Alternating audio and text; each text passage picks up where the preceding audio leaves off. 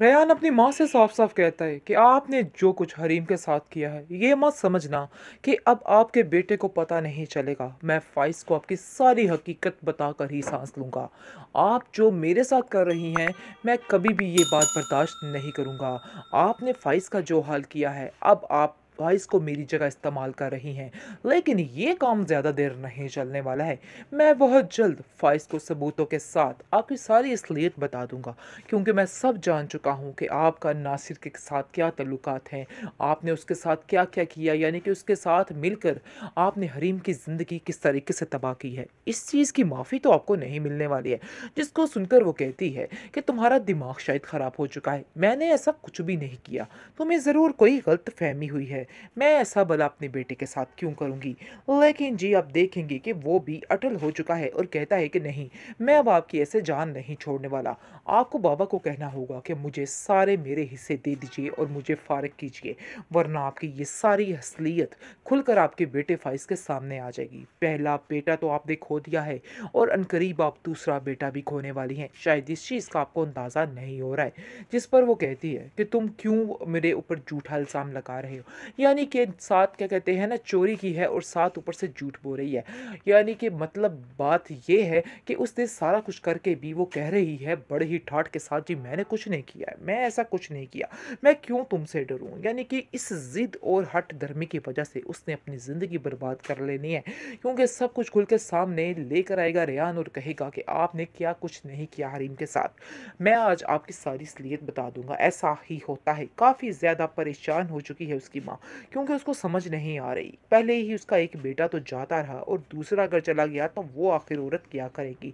ये बात ने उसे टेंशन में डाल दिया है और वो नए मंसूबे बनाना शुरू कर रही है कि मैं अपना अगला मंसूबा कौन सा बनाऊं जो कामयाब हो जाए। वो बहुत ज़्यादा गुस्से में आ चुकी है और लाइबा से कहती है कि देखो लाइबा, तुम्हारा भाई क्या हाल कर रहा है। पहले एक बेटे ने मेरी ज़िंदगी तबाह की, अब दूसरा भी अपनी बीवी के राय रास्ते पे चल रहा है। जिस पर लाइबा कहती है कि आप ये बातें छोड़ क्यों नहीं देती, उनको अपनी ज़िंदगी में मगन रहने दीजिए और जो लोग वो कहते हैं उनको करने दीजिए। आखिर कब तक आप उन पर इस तरह से हुक्म चलेंगी, कब तक आप ये सारी बातें उनसे ऐसे कर बनवाती रहेंगी। अब आप ये अपना इख्तियार छोड़ दीजिए। जिसको सुनकर वो कहती है कि नहीं, मैं अपना इख्तियार कभी नहीं छोड़ सकती और ना ही हरीम जैसी लड़की इस घर में दोबारा वापस आ सकती है। लेकिन हरीम उससे बात नहीं करना चाहती।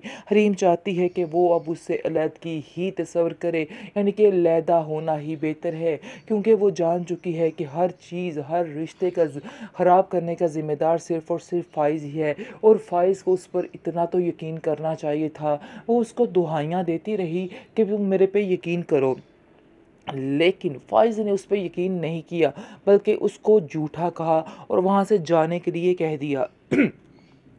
ये बात कभी भी हरीम नहीं भूल सकती है और हरीम अपने भाई से कहती है कि मैं कभी भी इस ऐसे इंसान के साथ अपना रिश्ता नहीं रखना चाहूँगी जिसकी वजह से मेरे माँ बाप को तकलीफ़ पहुँची हो। और मुझे तो छोड़ो, मैंने तो चलो उसको माफ़ कर दिया, लेकिन उनकी वजह से मैं कभी भी उसे माफ़ नहीं कर पाऊँगी। जिस पर उसका भाई कहता है कि फ़ैसला तुम्हारा अपना है, मैं तुम्हें कभी भी मजबूर नहीं करूँगा, तुम बेफ़िक्र हो जाओ, मैं तुम्हारा हर मामले में साथ देने को तैयार हूँ। जिस पर उसे काफ़ी ज़्यादा तसल्ली हो जाती है और कहती है कि बस भाई आपका ही साथ है जिसकी वजह से आज मैं यहाँ पे हूँ, वरना मैं अकेली कुछ भी नहीं कर सकती थी, मैं अकेला कुछ भी नहीं हो सकता मुझसे। इस पर उसको तसल्ली देता है और कहता है कि परेशान मत होना, मैं बहुत जल्द वापस आ रहा हूँ, सब कुछ ठीक हो जाएगा। नासिर की तो अपने किए की सज़ा मिल रही है और दिन रात वो कुढ़ता रहता है और अंदर ही अंदर से ख़त्म होता जा रहा है। बहरहाल अब देखेंगे जी, काफ़ी ज़्यादा टेंशन में आ चुकी है हरीम, क्योंकि हरीम को समझ ही नहीं आ रही कि वो किस तरफ जाए। अब उसके पास एक नई ज़िंदगी है और दूसरी तरफ एक बीता हुआ कल जो उसे हर वक्त तकलीफ़ देता रहता है, वो उसके लिए तकलीफ़ बन चुका है। जैसे ही फ़ाइज़ हरीम से कॉल के बात करने की कोशिश करता है तो हरीम अपने बाप से कहती है कि मैं इसके साथ बात नहीं करना चाहती हूँ, बस ये बात एंड है। क्योंकि हरीम जो है वो चाहती ही नहीं है कि वो उससे बात करे, इसलिए वो अपने भाई से कहती है कि भाई मैं अब इससे बात नहीं करना चाहती। जो कुछ हमारे बाबा के साथ हुआ है, हर चीज़ का ज़िम्मेदार ये इंसान ही है और इसकी वजह से ये सब कुछ हुआ है। मैं कभी भी ये बात नहीं भूल सकती हूँ। इस पर उसका भाई उसको तसल्ली देता है और कहता है कि हरीम तुम परेशान मत हो, सब कुछ ठीक हो जाएगा, परेशानी वाली कोई बात नहीं है। मैं तुम्हारे साथ खड़ा हूँ और तुम्हारा साथ देने को तैयार हूँ। लेकिन जी बहुत परेशान है हरीम, क्योंकि हलीम हो चुकी है बिल्कुल अकेली।